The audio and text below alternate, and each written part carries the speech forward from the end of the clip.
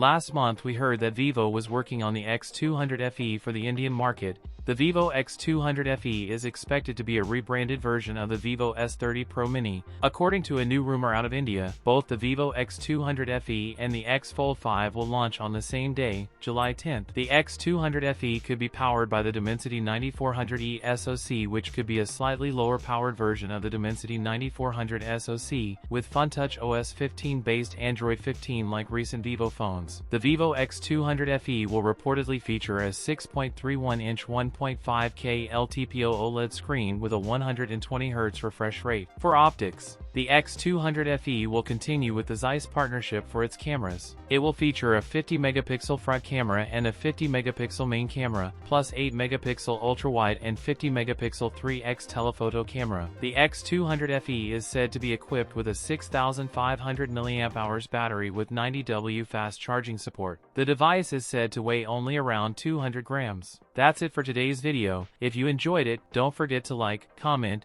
and subscribe for more content. Thanks for watching, and I'll see you in the next one.